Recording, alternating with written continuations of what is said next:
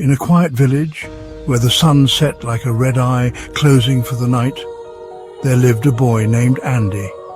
He was cared for by his grandparents, who loved him deeply, except for one peculiar rule.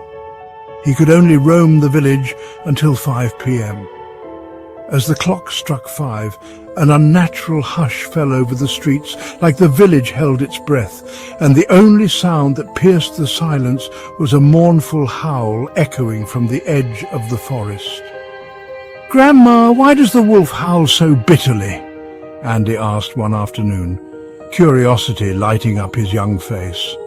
But his grandmother only sighed, casting an anxious glance towards the window. "And who will take apart the beast? That's why he is a wolf, to howl, the damned, ugh!" she muttered, turning off the table lamp, her voice trembling in the dim light.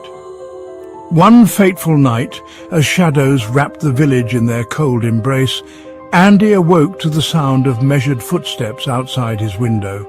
It was 3 a.m. Heart pounding, he crept to the window but couldn't see a thing through the depths of the darkness. With a resigned sigh, he returned to his bed, drifting off into uneasy dreams until dawn broke through the curtains. "Andy!" his grandmother called from the kitchen, the fragrance of fresh pies wafting through the air. "Tonight you'll be alone. Don't leave the yard after 5 p.m., no matter what happens." With a promise on his lips, she and Grandpa left for the city as twilight fell. The sun dipped beneath the horizon, and the village fell silent. Andy spent the evening lost in a book, but as midnight loomed, a piercing howl sliced through the quiet, sending a chill down his spine. Before he knew it, he was running toward the sound, deep into the forest, where light seemed afraid to tread.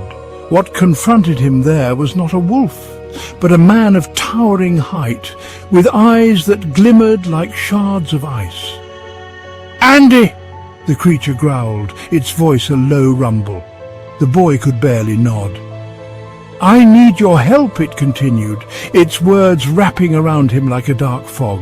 "Your grandfather hunts werewolves, and he killed my son.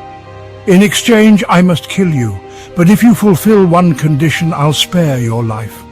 Your grandfather must come to the secret grove to seek me out, but to do this, I need to bite you, to transfer my power." The next morning, the villagers found Andy's body torn to shreds at the forest's edge, a grim reminder of the chilling truth: never trust werewolves.